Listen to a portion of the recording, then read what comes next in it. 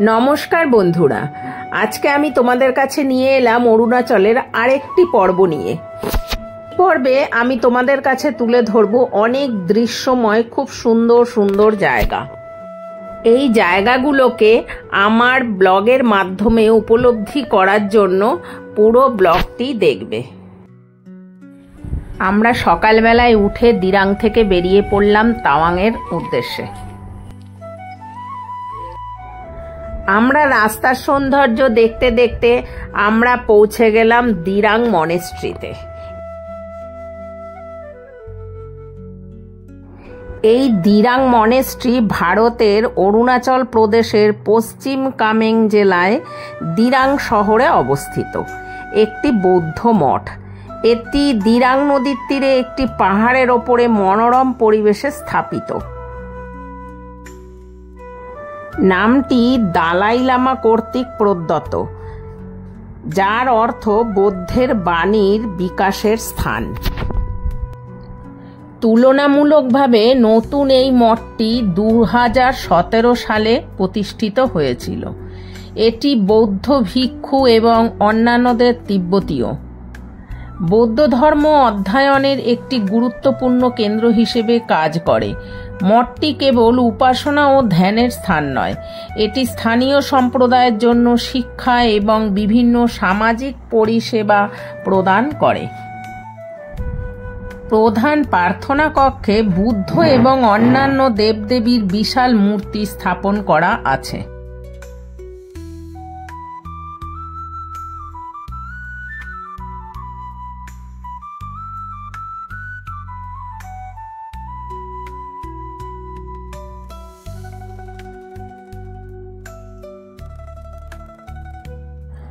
দিরাং মঠ কেবল একটি ধর্মীয় স্থান নয়, এটি এই অঞ্চলের সমৃদ্ধ বৌদ্ধ ঐতিহ্য ও সংস্কৃতির ধারক ও বাহক।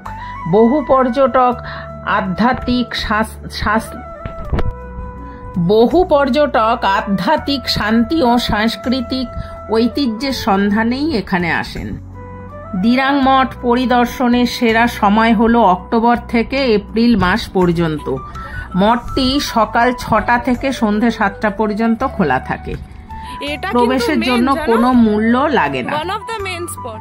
দিরাং মঠ দিরাং শহরের একটি গুরুত্বপূর্ণ আকর্ষণ এবং অরুণাচল প্রদেশের ভ্রমণকারী যে কারো জন্য এটি একটি অবশ্যই দ্রষ্টব্য স্থান। এই দিরাং শহরটি সমুদ্রপৃষ্ঠ থেকে প্রায় 4910 ফুট উচ্চতায় অবস্থিত এবং এর জলবায়ু মনোরম। এটি তাওয়াং এর পথে একটি গুরুত্বপূর্ণ বিরতিস্থল হিসেবে পরিচিত এবং বহু পর্যটক এই সুন্দর মঠটি পরিদর্শনে আসেন।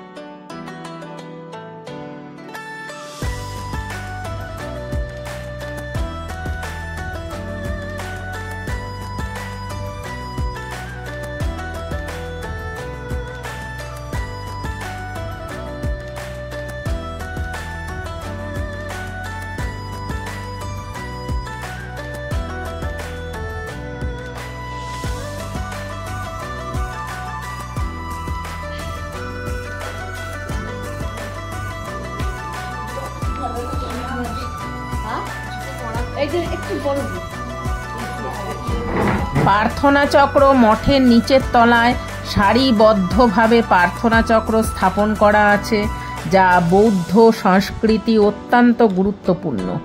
বিশ্বাস করা হয় যে এই চক্রগুলি ঘোরানোর মাধ্যমে মন্ত্র জপও করা হয়।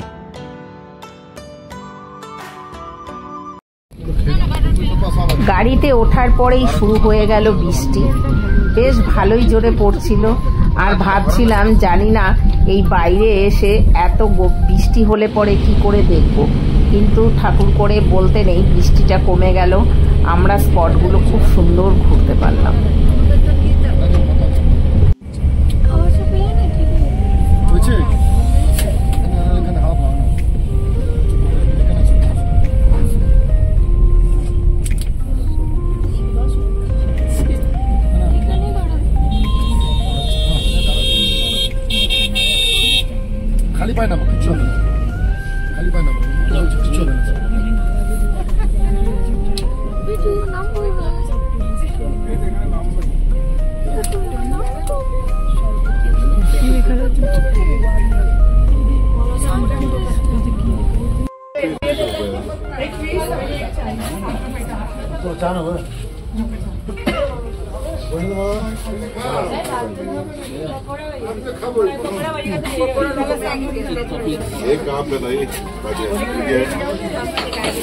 এরপর রাস্তায় পড়ল বৈশাখী।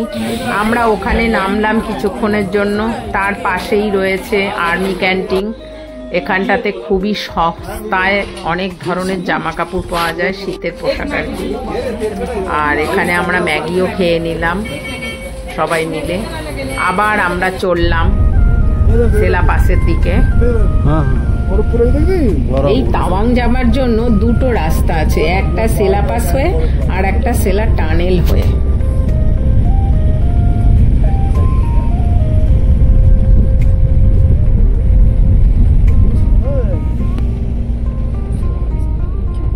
গাছগুলো বড় বড় বড় বড় গাছ।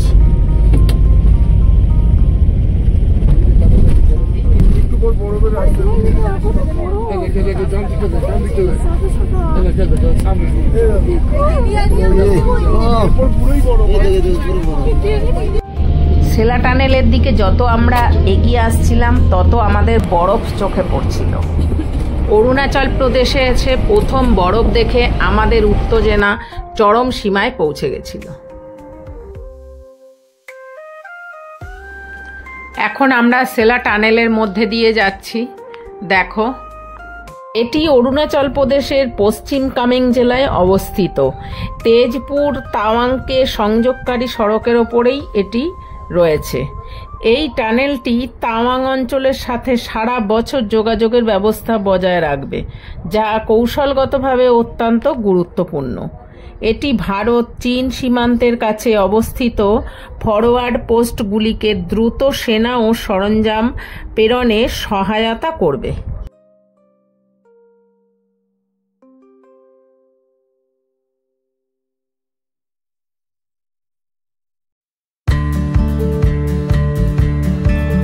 এটি বিশ্বের সবচেয়ে উঁচু স্থানে। এই টানেলগুলো সেলা পাসের প্রায় 400 মিটার নিচে অবস্থিত। এই টানেলটি দৈনিক 3000টি গাড়ি এবং 2000টি পণ্যবাহী ট্রাকের চলাচলের জন্য ডিজাইন করা হয়েছে, যেখানে গাড়ির সর্বোচ্চ গতি ঘন্টায় 80 কিলোমিটার হতে পারে।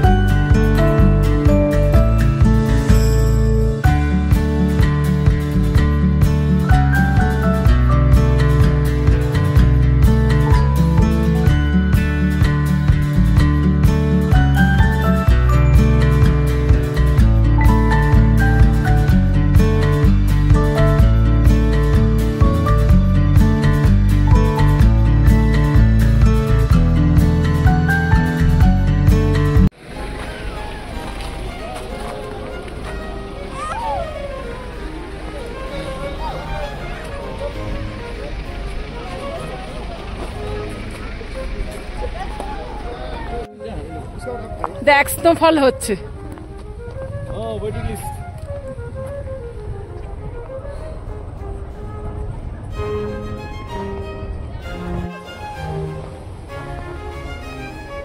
আমার একটা সোলা টানেল।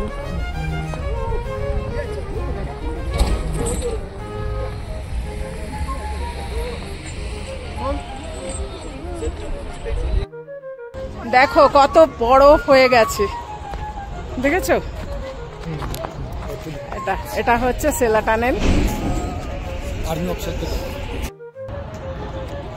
এই যে এই ভাইরা সব ডিউটি করে এখানে।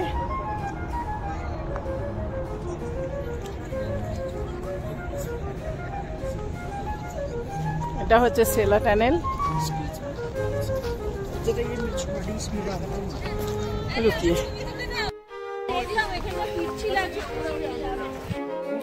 এবার আমরা চলে যাচ্ছি সেলা লেকের দিকে।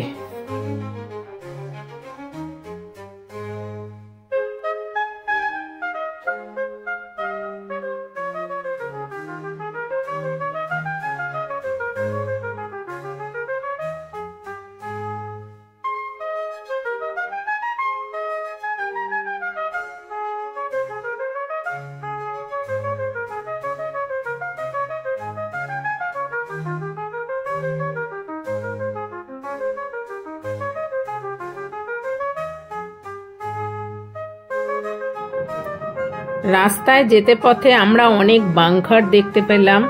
এই দেখো, এইগুলো হলো বাংকার।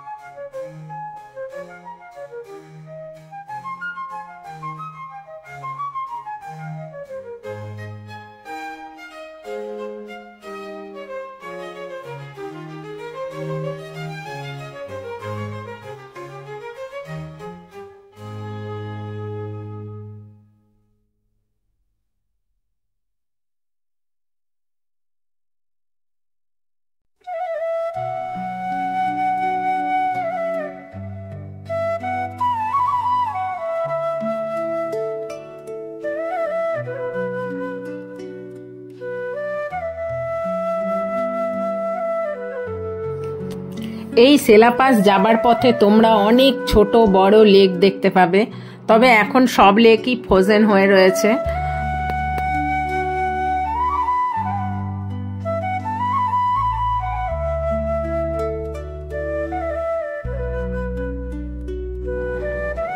এই যে এই লেকটাতে তবু খানিকটা জল দেখা যাচ্ছে, দেখো চারদিকেই বরফে ঢাকা।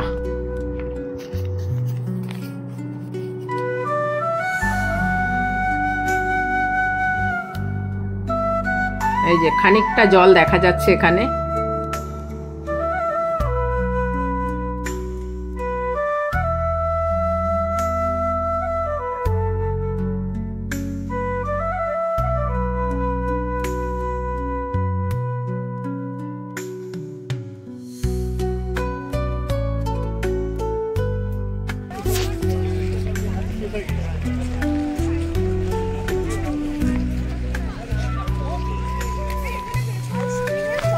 এখানে সেলাপাসে এত হাওয়া দিচ্ছিল যে দাঁড়িয়ে থাকাটাও সম্ভব হচ্ছিল না। তোমরা আসলে অবশ্যই প্রচুর শীতের পোশাক নিয়ে আসবে।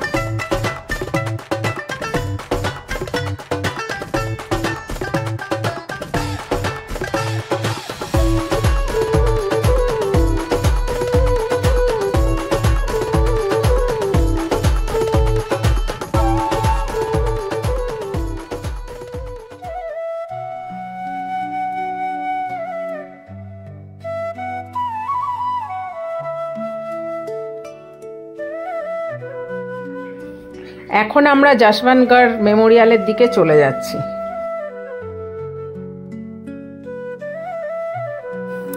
চারদিকের মনোরম দৃশ্য দেখতে দেখতে আমরা পৌঁছে গেলাম যশবন্তগড় ওয়ার মেমোরিয়ালে।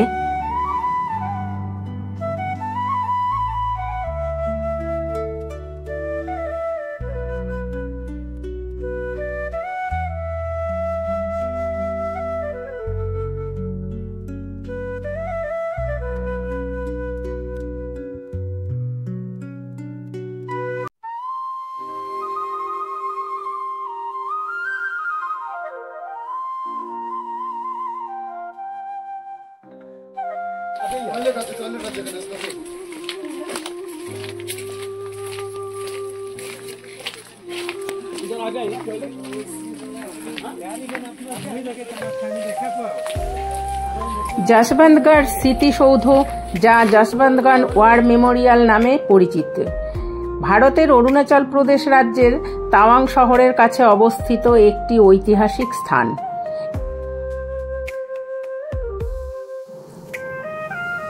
এই স্মৃতিসৌধটি তাওয়াং থেকে প্রায় 25 কিলোমিটারের দূরে নুরাং জেলায় অবস্থিত।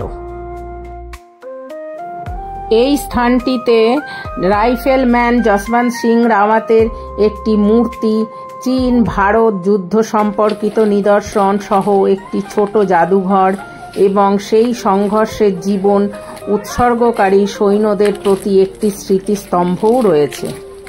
এই স্মৃতিসৌধটি শুধুমাত্র একটি ঐতিহাসিক স্থান নয়, এটি দেশপ্রেম ও বীরত্বের প্রতীক।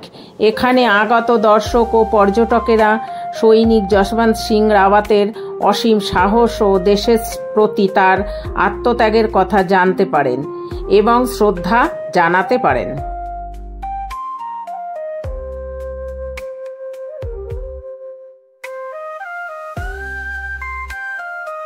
দেখো কত জোরে স্নোফল হচ্ছে।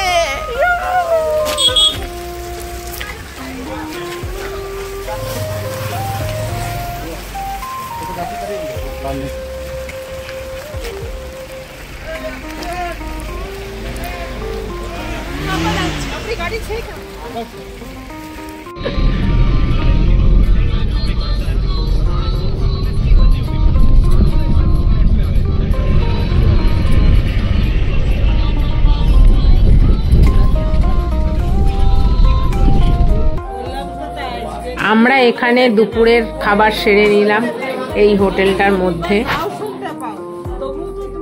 ওই জ্যাকেটটা আপনার একদম ফিটিং হবে 40 বা কিছু পয়সা পাবেন না, ডবল ছিল না।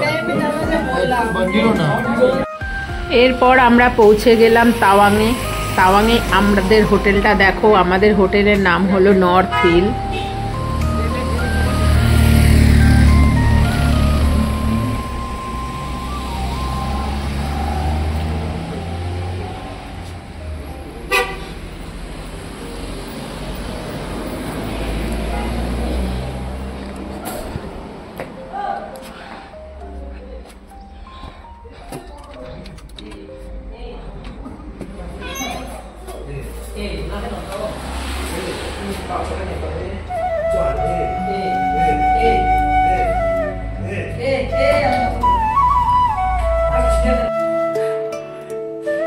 बाद में भैंस देखो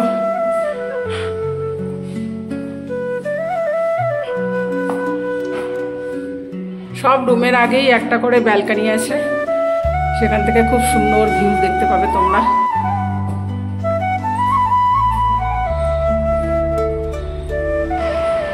আমরা এখন আমাদের রুমের দিকে চলে যাচ্ছি। আমাদের রুমে যাবার জায়গা দেখো, এটা হচ্ছে আমাদের ডাইনিং।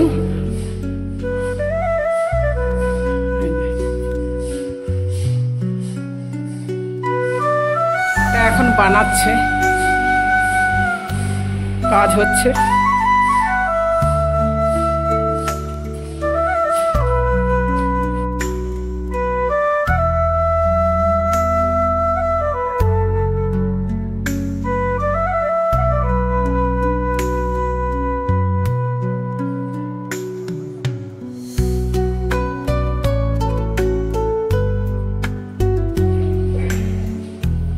এখানে আমাদের খাবার জন্য রান্না করা হচ্ছে। দেখো ঘুম থেকে উঠেই বাইরে বেরিয়ে এলাম। বাইরে বেরিয়ে দেখো আমাদের হোটেল থেকে কি কি দেখা যাচ্ছে। এই যে বড় বুদ্ধ মূর্তিটা, আর দেখো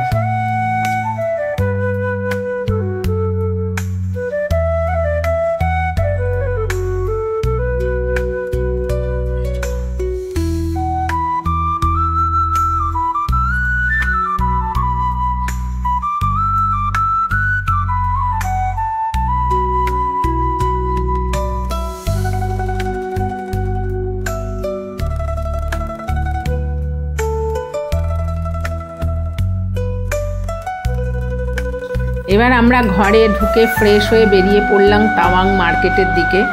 এই যে আমাদের হোটেল থেকে সামনেই তাওয়াং মার্কেটটা।